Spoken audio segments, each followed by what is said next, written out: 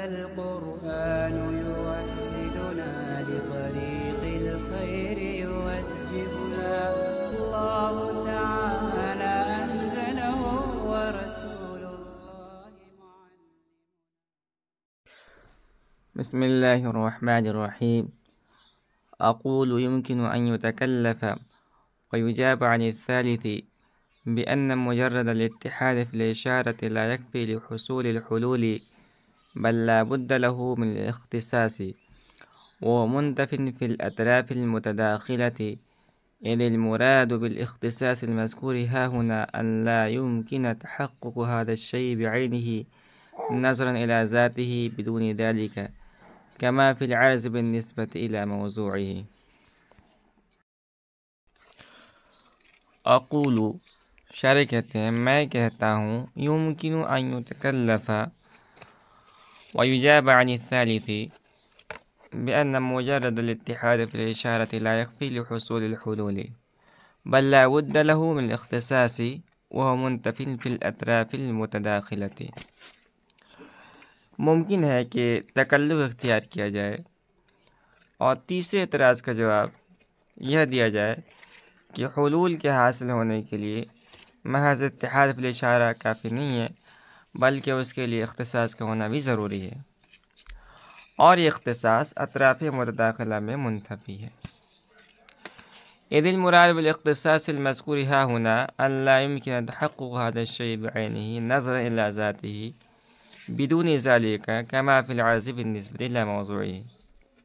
اس لیے کہ اس جگہ اختصاص مذکور سے مراد یہ ہے کہ اس شے کا تحقق بعینہ ہی اس کی ذات کی طرف نظر کرتے ہوئے بغیر اس شے کے ممکن نہ ہو، جیسا کہ عرض میں ہوتا ہے اس کے موضوع کی جانب نسبت کرتے ہوئے.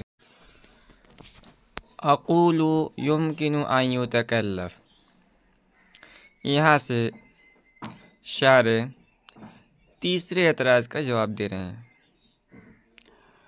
اور یہ جواب تکلفاً ہے، تھوڑا تکلف اختیار کرتے ہوئے اس جواب کو دیا گیا ہے. جو تیسرا اعتراض تھا وہ یہ تھا کہ حلول کی تعریف دخول غیر سے معنی نہیں ہے، اس لیے کہ یہ تعریف اطراف متداخلہ کے تداخل پر بھی صادق آ رہی ہے، کیونکہ اس میں بھی اختصاص ہوتا ہے اور اتحاد فی الاشارہ بھی ہوتا ہے، حالانکہ یہ تداخل ہے، حلول نہیں ہے. شارح نے اس کا جواب دیا ہے. شارح کہتے ہیں کہ اگر تھوڑا تکلف اختیار کیا جائے تو یہ تعریف تداخل اطراف پر صادق نہیں آئے گی. تکلف یہ ہے کہ حلول کی تعریف میں جو اختصاص کا لفظ آیا ہے اس سے مراد اختصاص عام نہ لیا جائے بلکہ اختصاص خاص مراد لیا جائے. اچھا، اختصاص عام کسے کہتے ہیں اور اختصاص خاص کسے کہتے ہیں؟ اختصاص عام تو یہ ہے کہ ایک شے دوسری شے کے ساتھ مختص ہو، خواہ دونوں میں احتیاج ہو، جیسے علت اور معلول میں ہوتا ہے، یا عرض اور اس کے معروض میں ہوتا ہے. علت اور معلول میں احتیاج دونوں طرف سے ہوتا ہے، یہ علت کے بغیر معلول کے اور معلول کے بغیر علت کا تحقق ہو ہی نہیں سکتا ہے. اور عرض اور معروض میں ایک جانب سے ہوتا ہے. مثال کے طور پر سواد ہے، یہ ایک عرض ہے. سواد کا تحقق بغیر معروض یعنی جسم کے ممکن نہیں ہے، لیکن جسم کا تحقق فی ذات ہی بغیر سواد کے ممکن ہے. تو یہاں احتیاج ایک طرف سے ہے. اور اختصاص خاص یہ ہے کہ ایک شے دوسری شے کے ساتھ اس طریقے میں مختص ہو کہ اس شے کا تحقق بغیر اس شے کے فی ذات ہی ممکن نہ ہو.